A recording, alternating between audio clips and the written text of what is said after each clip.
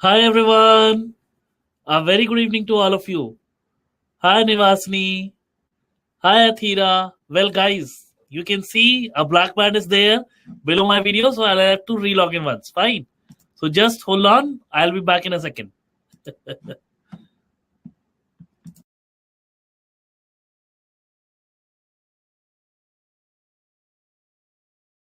Okay, well, now my video is much better, right?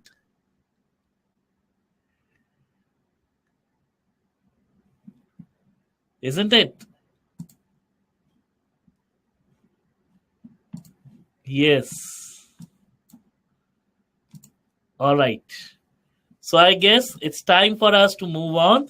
We have a very short class of an hour. Fine, and time just flows away. So let's begin quickly. And today we are going to discuss about our endocrine glands. And why I am saying we are going to discuss about our endocrine glands, because endocrine glands are a part of our endocrine system. So remember, this chapter is on control and coordination, right? And when I say the word control and coordination, so there are two systems that are working parallelly to actually, hi Alina. So there are two systems in my body that are working parallelly to help me control and coordinate the various activities of my body. One system is, of course, my nervous system, and this nervous system is acting with the help of neurons, a set of nerves through which the nerve impulse, oh, well, not much, Smriti. We have just begun. So the nerve impulse travels very quickly through from one part of the body to another. So we have the first system, that is the nervous system, which helps in control and coordination. Then we have the second one, which is my endocrine system. And my endocrine system consists of something called as endocrine glands. I'm pretty great, absolutely fine, Smriti. So I'm just skipping the pleasantries because we have a short class and a long stuff and a lot of stuff to do. Fine. So which consists of endocrine glands. So before I go into the definition of endocrine glands, let me begin with the definition of the word gland. So a gland is a small organ, and the work of this organ is to produce some liquid. Fine. Or I can say to secrete some liquid in an animal body, and that is a gland. Fine. So this gland can be unicellular. A single cell can secrete some liquid out of it. So it can be a unicellular gland, or it can be a multicellular gland. Fine. Composed of a number of cells together, and these multicellular glands or unicellular glands. So glands can be also classified into two more categories. One is the exocrine gland. And a typical design of an exocrine gland basically involves a sac or a bag-like structure which acts like my gland, which will produce some liquid. So the cells of the sac will produce some liquid inside the sac, and then the liquid is carried forward with the help of a tube. And this tube will pour the liquid either inside my body or inside the hollow portions of my body or towards the outside of my body. We all know of salivary glands, which are located over here. Fine. And these salivary glands pour the saliva with the help of tubes inside the hollow region of my mouth. Fine. So my salivary gland is an example of exocrine gland. Similarly, I have lacrimal glands which will produce tears towards the outside of my body. I have got sweat glands which are there deep within my skin.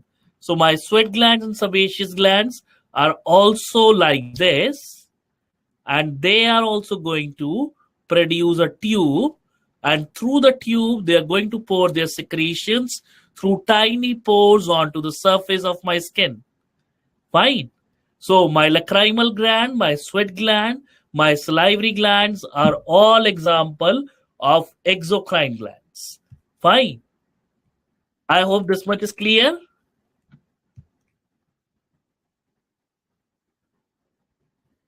Yes. Okay. Then we have second set of glands, which are termed as endocrine glands. So endocrine glands are basically a lump of cells or maybe a single cell, right? And this is simply going to produce some fluid outside it in the interstitial space. And from the interstitial space, this fluid is picked up by the tiny blood capillaries flowing around it. Tiny blood capillaries which are flowing around it will pick up the secretions of the endocrine gland, and it will become a part of my blood, and these chemicals will be traveled or will be transported throughout my body with the help of my blood vascular system. Fine. So these are my endocrine glands, and the secretions of my endocrine glands are always termed as hormones. Okay. So the secretions of my endocrine glands are hormones, and many hormones are there which are flowing in my blood right now, which are flowing in your blood right now, and are governing your body processes. Fine. So we'll be discussing about this endocrine gland and its various hormones involved in detail in this class. So we know what is an endocrine system. Endocrine system consists of all the various endocrine glands within my body, right? Or within a body of a living organism or a living animal. And what are glands? We have just dealt with it. Fine. We have also dealt with the two kinds of glands, the exocrine and the endocrine. Okay.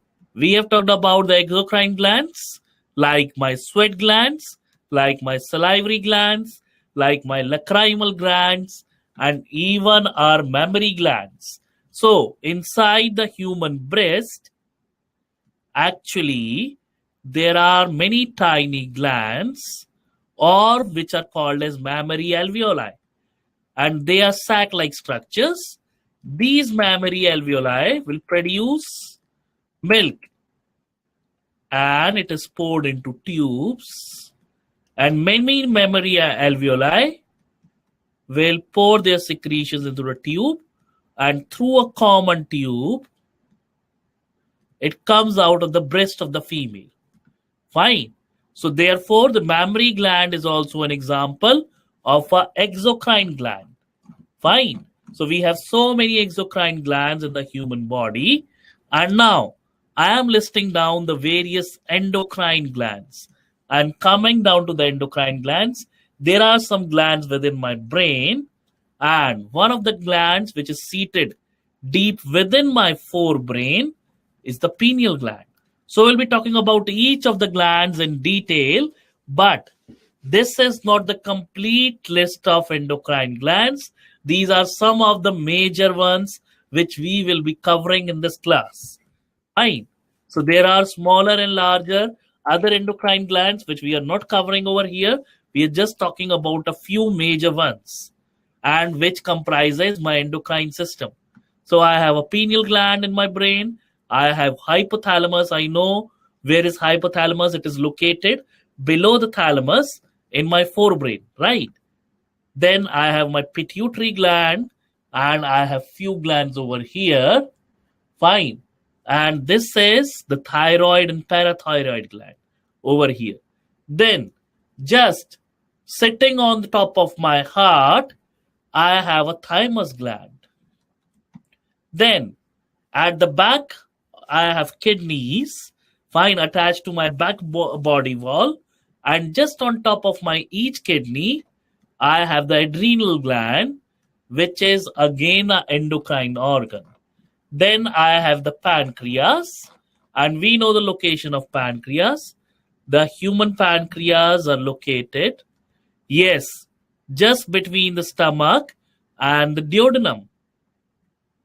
So just between the stomach and the duodenum, I have the pancreas located over here. So pancreas are located over here. Fine, just between the stomach and my duodenum.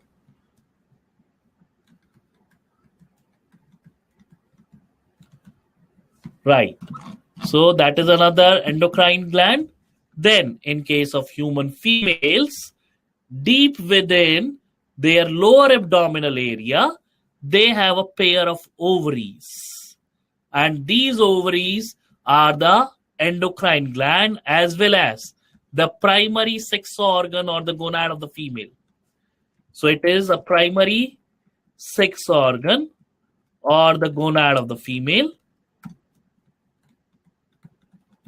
And the role of this primary sex organ or gonad or I must say gonad is to produce some hormones as well as produce the female gamete. Similarly, in case of males, we have a pair of testes which are below the lower abdominal area, fine, hanging out of the abdomen between the legs, and this is acting as a primary sex organ or a gonad of the male, and it will lead to the production of a male gamete as well as it is acting like a endocrine gland. So it will produce the male gamete and it will act like an endocrine gland. So I hope this is the major list of my endocrine glands, and we'll be talking about each one of them in detail as we move forward. So starting with the first one. Okay. Starting with the first one is the hypothalamus. So let me explain the structure of hypothalamus. So, okay. Let me draw the structure of brain first. So if this is my structure of brain, fine. So somewhere over here, I have the corpus callosum. And below it, I have the thalamus. Below the thalamus, I have the hypothalamus. So this region is my hypothalamus region. Hypo means below. So this region is present below the thalamus. And below the hypothalamus, I have a stalk-like thing. And to the end of this stalk, I have a pea-like structure. And this pea-like structure is the pituitary gland. So this is my pituitary gland. All is a part of forebrain. And I have another organ here. Okay, looks like my pen got slightly stuck. Okay, just a moment. Yes, now it's okay. So I have another gland somewhere here. And that is termed as the pineal gland.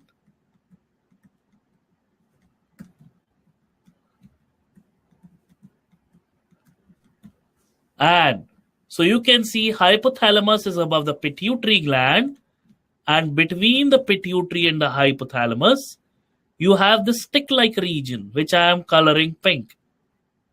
So the stick-like region is connecting the pituitary with the hypothalamus is termed as infundibulum.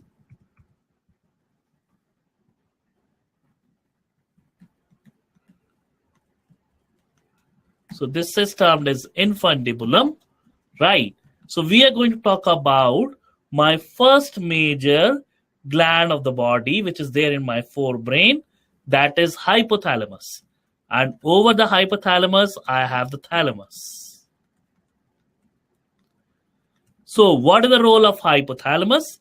Hypothalamus is going to produce a lot of hormones. Some hormones are termed as releasing hormones. And some hormones are termed as inhibiting hormones. So we are going to talk about the roles of both the kinds of hormones, by releasing hormones and inhibiting hormones, which are produced by the hypothalamus. So, releasing hormones, an example is GnRH, and its full form is gonadotropin releasing hormone.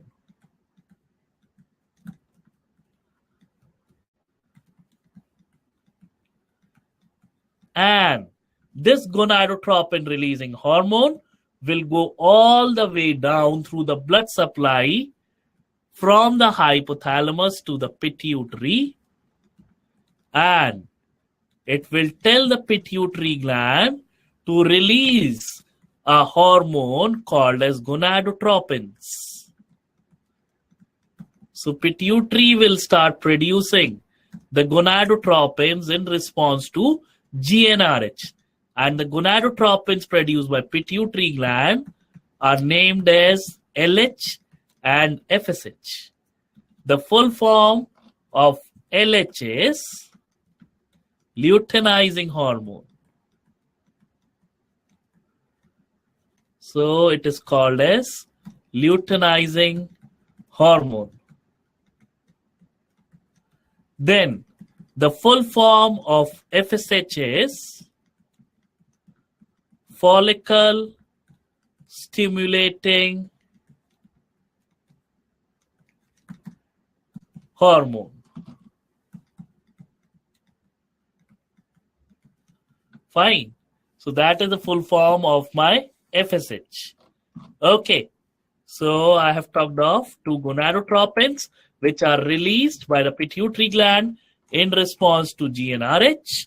But there are so many other releasing hormones from my hypothalamus, like I can talk of GHRH. GHRH is growth hormone releasing hormone.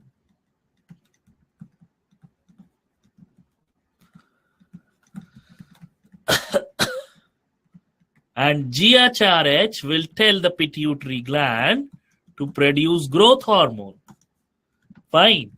Similarly, I have got CRH, which is corticotropin releasing hormone. So I'm just giving you many examples to make the things clear. So this corticotropin releasing hormone will go to the pituitary gland and will tell the pituitary gland to release corticotropin. Fine. So now we know the function of releasing hormones. Releasing hormones are released by the hypothalamus, and they will go through the blood supply to the pituitary gland and will tell the cells of the pituitary gland to produce their own secretions. So that is the meaning of my releasing hormones from the hypothalamus. Then we have the inhibiting hormones. Example, somatostatin. So somatostatin will again go through the blood supply to the pituitary gland, and it will tell pituitary gland to stop the production of growth hormone. Fine. Well, Abhishek, will be doing that. Just hold on. So it will tell the pituitary gland to stop the production of growth hormone.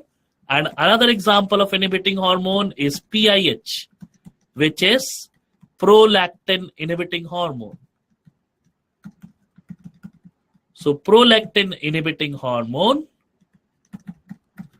will go to the pituitary gland through the blood supply again and will tell it not to produce prolactin or to reduce its secretion of prolactin. Fine. So you see, you have two different sets of hormones being produced by the hypothalamus. Fine. I hope this much is clear to us.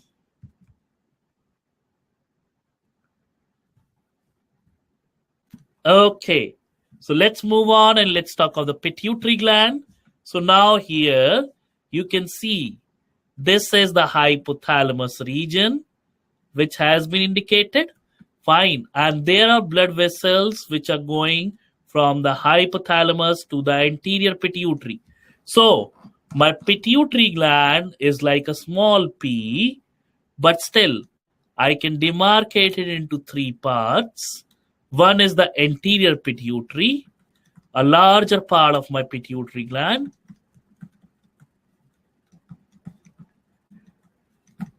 I have something called as the intermediate pituitary.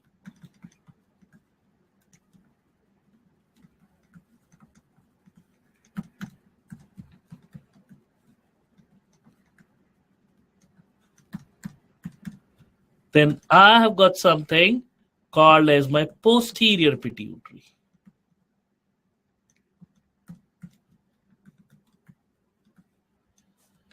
Posterior pituitary. So the pituitary gland can be divided into three parts, and all the releasing and inhibiting hormone are coming to the blood supply, or are coming through the blood supply to the anterior pituitary. So from the hypothalamus, all the releasing and inhibiting hormone are coming via blood supply to the anterior pituitary only.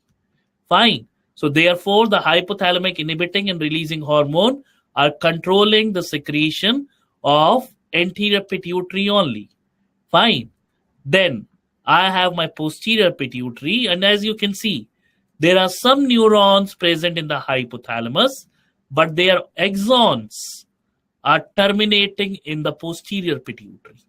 So these neurons whose axons are terminating in the posterior pituitary are the hypothalamic neurons, since they are present in the hypothalamus, right?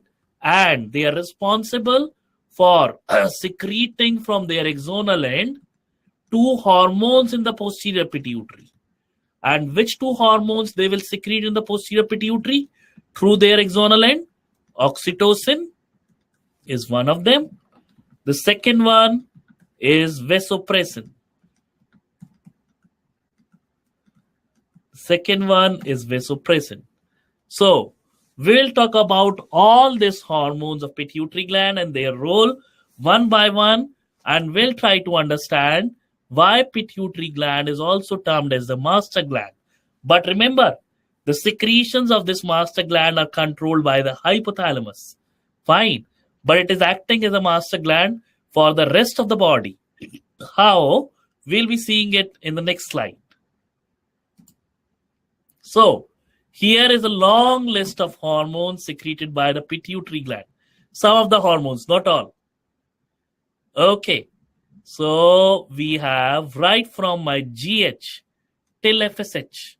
All these hormones are secreted by anterior pituitary. So they are secreted by anterior pituitary. So let us start with the first hormone, growth hormone. So growth hormone is secreted by the anterior pituitary.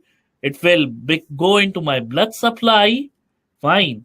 It will go to all the parts of my body and it will cause my body growth. So growth hormone is being secreted exclusively at its highest level by the pituitary glands of adolescents like you. Fine.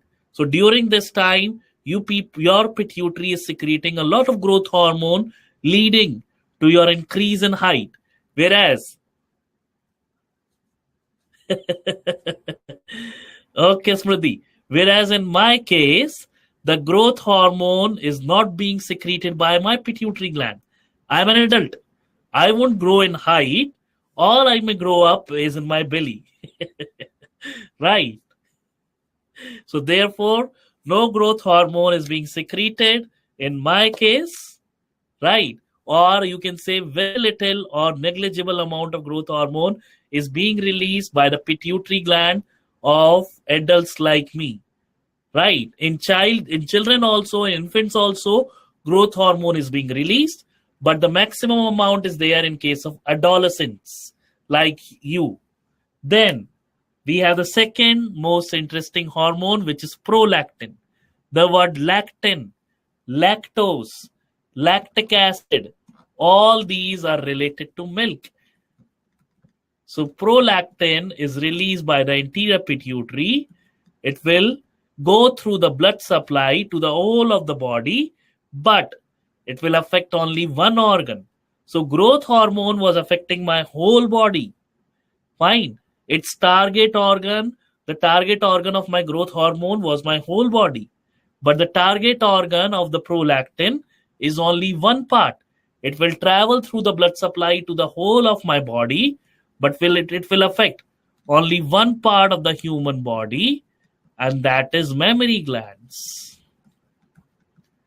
And it will tell the mammary glands of female during pregnancy and after childbirth to release milk and secrete milk. So it will cause release and secretion of milk from the mammary glands of female. That is the role of prolactin.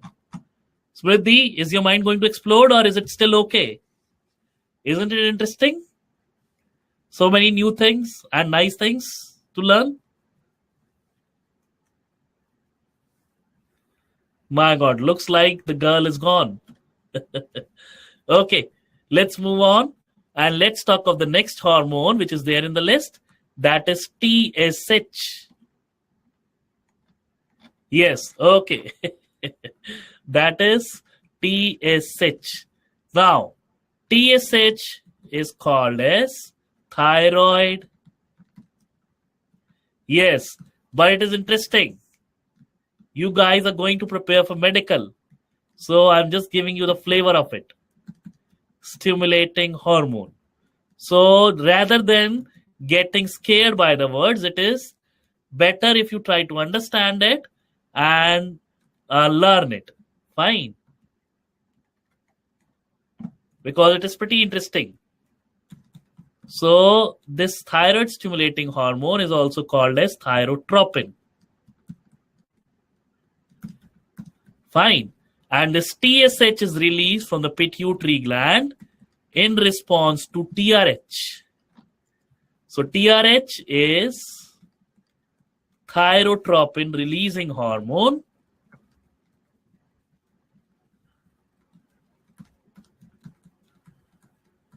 which is coming all the way from the hypothalamus. Similarly, we do have prolactin releasing hormone also, which is coming from the hypothalamus and is causing the release of prolactin from the anterior pituitary. So TRH is thyrotropin releasing hormone, which is activating my thyrotropin release from the anterior pituitary or thyroid stimulating hormone release from my anterior pituitary. Thyroid stimulating hormone will in turn go to all of my body, but it will affect only one organ. That is the thyroid glands. And it will tell my thyroid glands to produce two hormones, T3 and T4. Fine. And T3 is called as triiodothyronin. T4 is called as tetraiodothyronin. It is also called as thyroxine. So it is also termed as thyroxine. So this is all pretty interesting. Fine. So TSH is acting as a master gland for my thyroid gland. Prolactin is activating my exocrine gland, that is mammary gland. Growth hormone is causing growth. Then we have the next hormone in the list, adrenocorticotropic hormone. So let me talk about that also.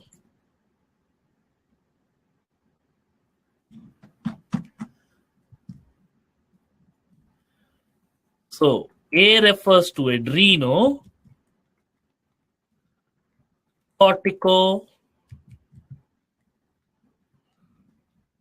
trophic hormone.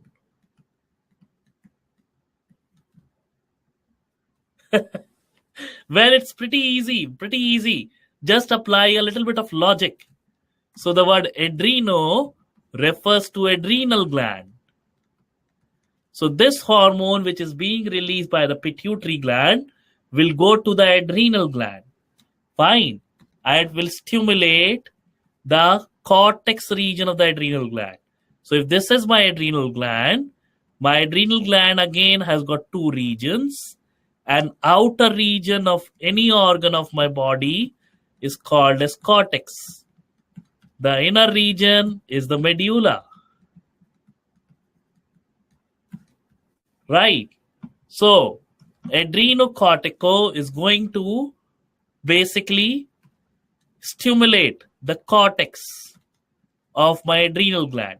So it will go to the blood supply from the pituitary gland, and through the blood supply it will go to the adrenal gland, and it will stimulate the cells of adrenal cortex to release some hormones. Fine. So this is the role of ACTH. ACTH, adrenocorticotropic hormone, is also called as corticotropin. And corticotropin is released by the anterior pituitary in response to CRH. Corticotropin releasing hormone.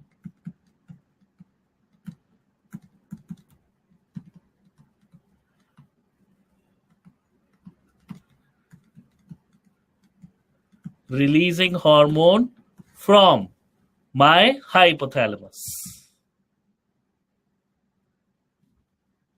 Okay. So now you see why my pituitary gland is master gland. It is activating my thyroid gland. It is activating my adrenal gland. Fine. Then it is producing two gonadotropins, LH and FSH, in response to GnRH from the hypothalamus. Fine. And LH is called as luteinizing hormone. Right.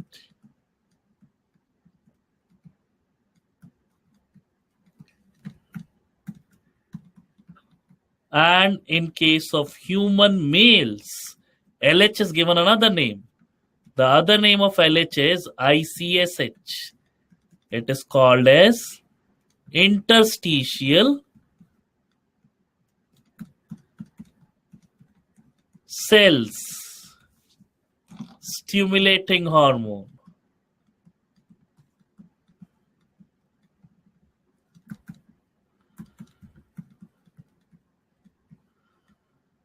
So that is another name of my LH, and let us discuss its role in males first. So the LH will go all the way through the blood supply to all the organs. It will stimulate the testes of the human males, and it will tell the testes of the human males to release a hormone called as testosterone. And so that is one work of LH. Fine. In case of females, LH is not called as ICSH. It is just called as LH. And its role is basically to go through the blood supply to the ovary. And in the ovary, it will basically cause the release of, is it a dual function gland? Which is a dual function gland?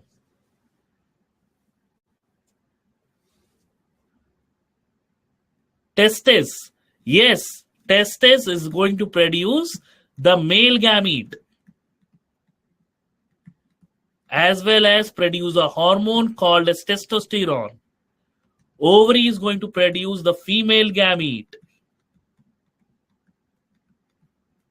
as well as release a hormone called as, okay, we'll talk about the hormone later. So LH will tell the female ovary to produce or release out of the ovary a female ovum. So a ovum is released out of the ovary in response to LH. Fine.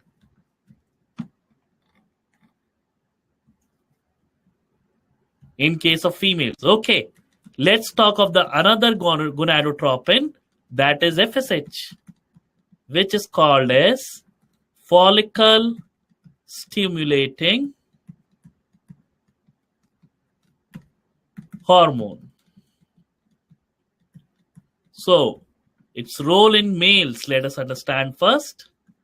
So this hormone, follicle stimulating hormone, in case of males, will again go through the blood supply to the testes, and it will produce formation and maturation of sperm. It will spermatogenesis. That means synthesis, formation, and maturation of sperms is promoted by FSH. Fine. And also by testosterone, which is produced by the testes in response to LH. So spermatogenesis is promoted by FSH as well as by testosterone, which is produced in response to LH in case of males. Role of FSH in case of females. It will go all the way to the ovary of the female through the blood supply, and it will promote the development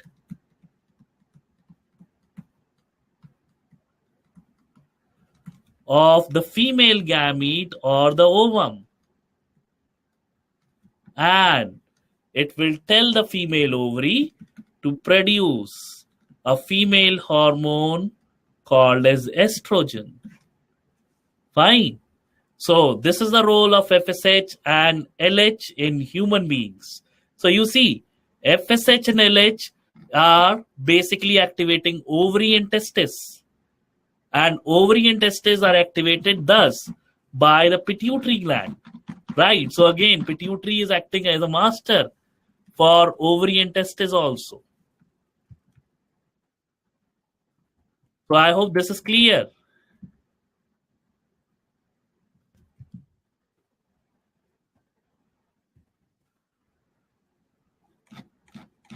Okay. So let us move ahead and let us talk of something more. Now, I have got this MSH.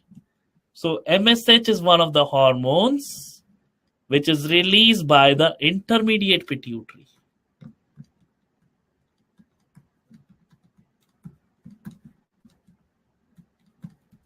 And again, the secretion of MSH is dependent on the secretion of release and release inhibiting hormones from my hypothalamus. Fine. So MSH full form is melanocyte stimulating. Now you guys are becoming real doctors. Hormone. So melanocyte stimulating hormone is MSH, and melanocytes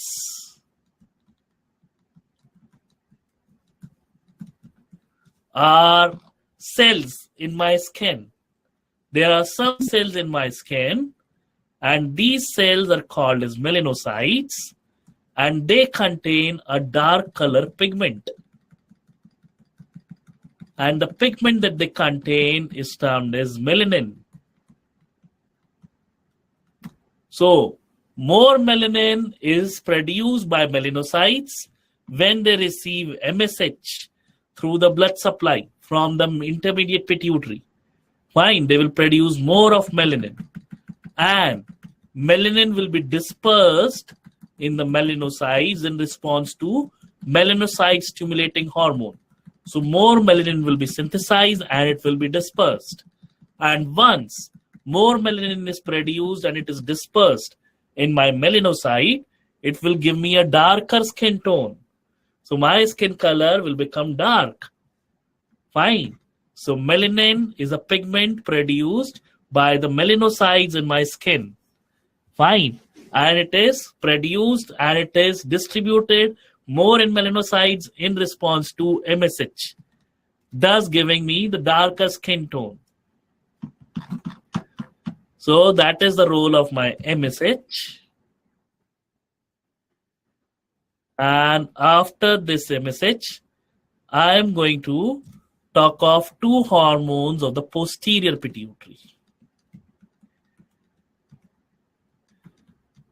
And they are oxytocin and vasopressin. So, oxytocin is basically released by posterior pituitary and it has major role in females only. So, oxytocin will cause contraction of the uterine muscles during menstrual flow, fine, as well as during childbirth. The uterus or the bag must contract a lot to push the baby out, fine, of the birth canal.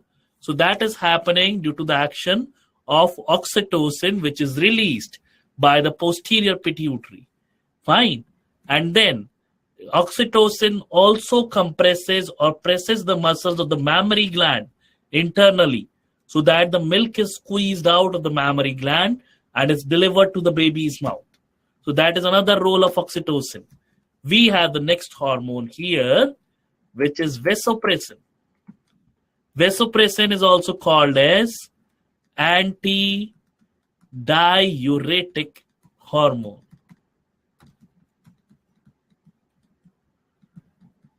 The word anti means against. Diuretic means urine formation.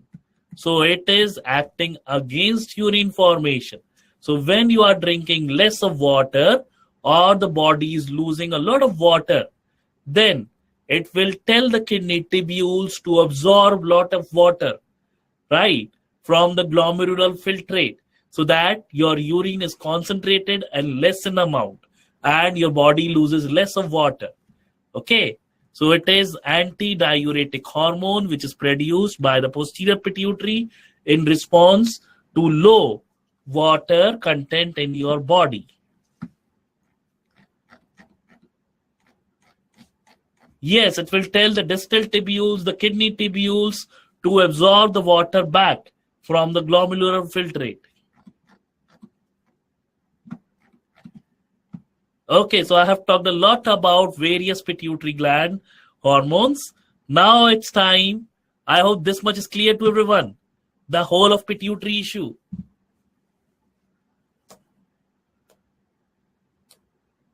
What is distal tubule? Well. No, Smriti, it is not the ureters.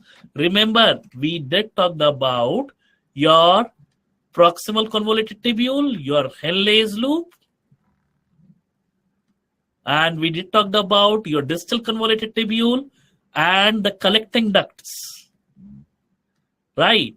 So after the collecting ducts, we have the bigger ducts, not distal tubules, it is the collecting ducts.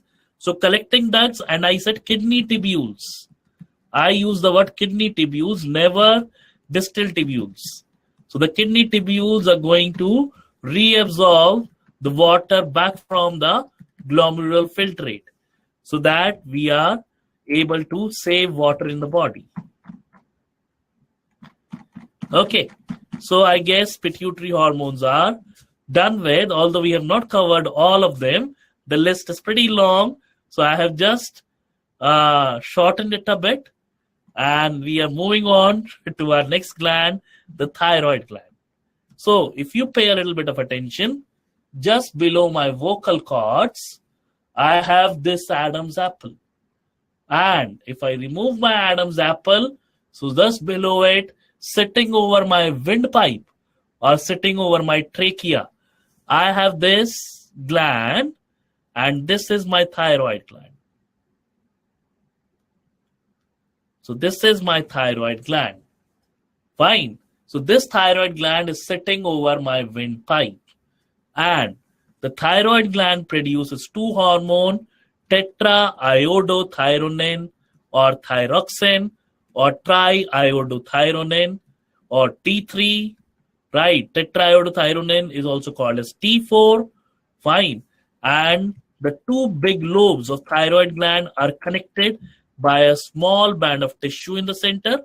So it is looking like a bow, right? So this small band of tissue is called as a isthmus.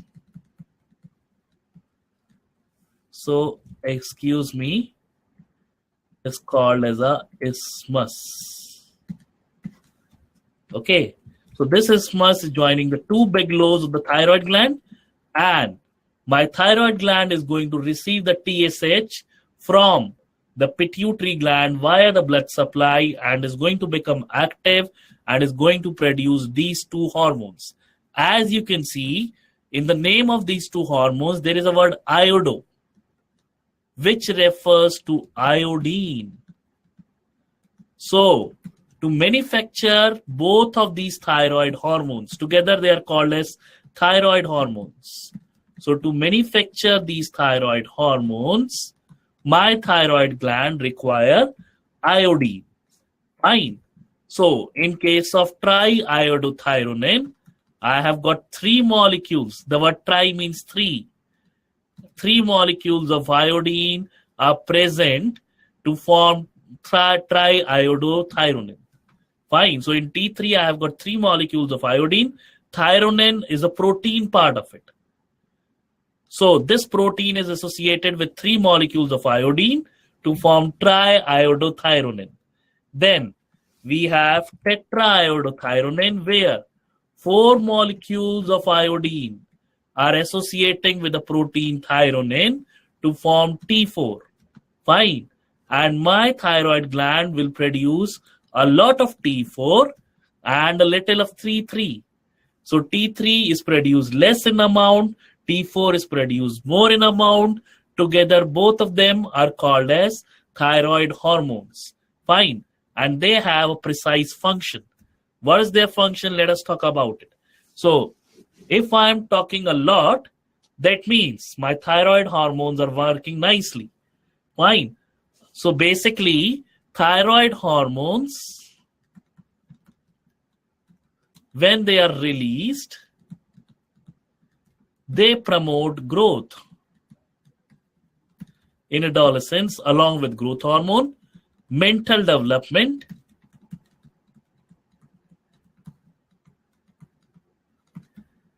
fine, maturity, they will increase my basal metabolic rate. So the speed at which the various chemical reactions are going on inside my body is enhanced under the influence of thyroid hormone. So my basal metabolic rate or my rate of metabolism is increased. Fine, which we call as my BMR. So my BMR increases, and if my BMR is increased, my food which I am taking in will be quickly utilized by my body and I will be less fatty. Fine. Whereas if my BMR is low, it is not fast enough, then the food that I am taking in my body will get accumulated in the form of fat. It will not be utilized quickly. So I will become fatty. Fine. So if a person is producing a less of thyroid hormone, they will become fat.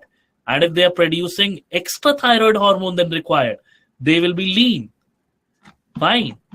So that is another property of thyroid hormones, because they are increasing the basal metabolic rate. Okay. So that is one hormone which is being produced by my thyroid gland. Another hormone which is produced by my thyroid gland is calcitonin. So calcitonin is going to decrease the amount of calcium ions in my blood. So that's the role of calcitonin.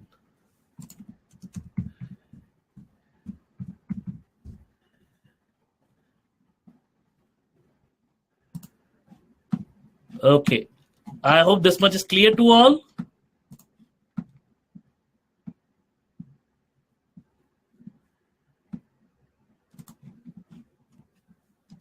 So when the calcitonin is being produced by the thyroid gland, it will act on my body tissues and it will tell my bone and my teeth to pick up or reabsorb back the calcium from the blood. So my bones and teeth will become stronger. Fine. And my blood calcium level will drop. And if it drops too low, I am in danger. Fine. So calcium levels should not be too high. It should not be too low. Everything should be there in a balance in my blood. So calcium level becomes low when calcitonin is released by my by my thyroid gland. Fine. So that's the role of my various thyroid hormone. Okay. Let us talk a little bit more about a thyroid gland, a bit more in detail. So, disorders of the thyroid gland involves hypothyroidism. See, with every endocrine gland, we can have this problem. Every endocrine gland can underperform, so it is hypo. And since we are talking of thyroid gland right now, so we are using the word thyroidism. Fine. So we can have hypopituitarism, we can have hyperpituitarism, right? Similarly, hyper means more. So it is producing more of the thyroid hormones. So if it is producing extra thyroid hormone, I will be very lean, very thin. I will be very talkative. I will be hyperactive. Fine. And I will be restless, right? It will also create a little bit of problem in my body. There will be a lot of sugar in my blood. And if it is hypothyroidism, see, under hyperthyroidism, my thyroid gland is going to produce more of thyroid hormones.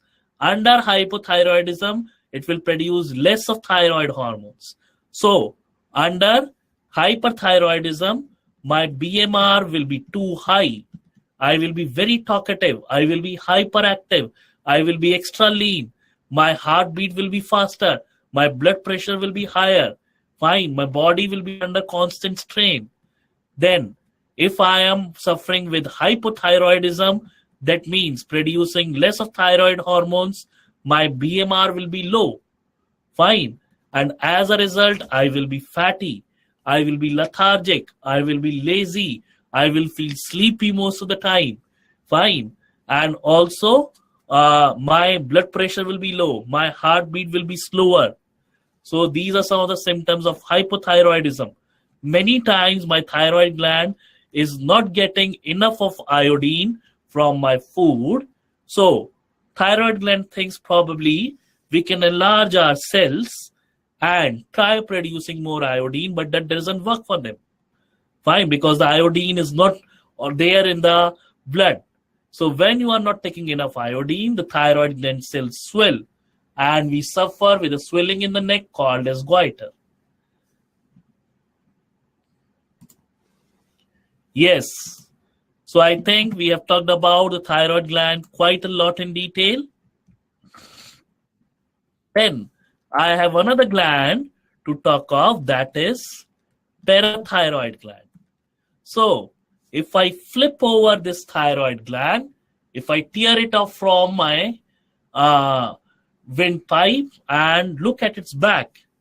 So at its back, I have got 4 pair of small bulbs like this. Fine, 4 clumps of cells. And this is my parathyroid gland. So my parathyroid gland is responsible for producing a hormone which is called as parathyroid hormone. Or you can also call it as parathormone. And it is abbreviated as PTH. And parathormone is going to work opposite to calcitonin. So it's going to increase your blood calcium level. So it's going to demineralize your bones and teeth and take out the calcium from them and add it to your blood supply. It is also going to increase the absorption of calcium from your gut, right? So your intestines will absorb more of calcium from your food. So that is the role of parathormone opposite to that of calcitonin. Well, not directly. Directly it is involved in regulating the calcium levels. Christina. Okay. So there are some special cells. Yes. There are some special cells of my thyroid gland which are responsible for the secretion of calcitonin. And those special cells are termed as parafollicular cells, which are producing calcitonin. So I have shared a lot of information with all of you in today's class. So please just revise it, learn it. And in our next class, we'll be talking more about our glands, our hormones, and their activities. Fine. Yes, quite a lot. So in my next class, I will be dealing with my pineal gland. It's located over here. It is deep-seated in the central part of my brain. Fine. In my forebrain. Fine. And especially in case of birds, this area of their brain contains very thin skull plates or very thin skull bones. So light can penetrate through their skull and activate their pineal gland. And when their pineal gland is activated, they wake up from sleep. Fine. So pineal gland is responsible for inducing sleep. So when during the night time you switch off the light, what happens?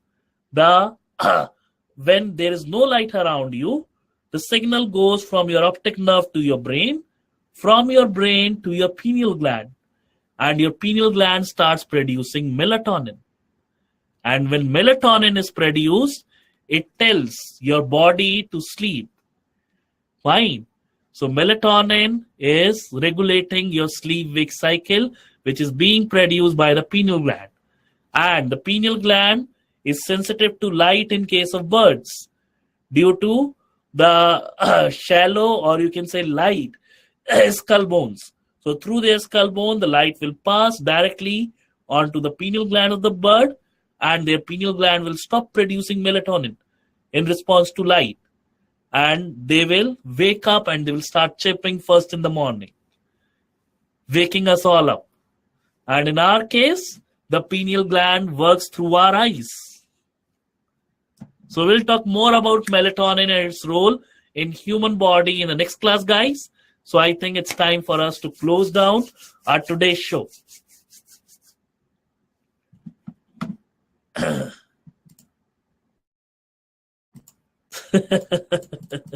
Well, that's all right. That's all right, Smriti. Okay, bye-bye, everyone. See you all in the next class. Bye, guys. Good night. Enjoy yourself.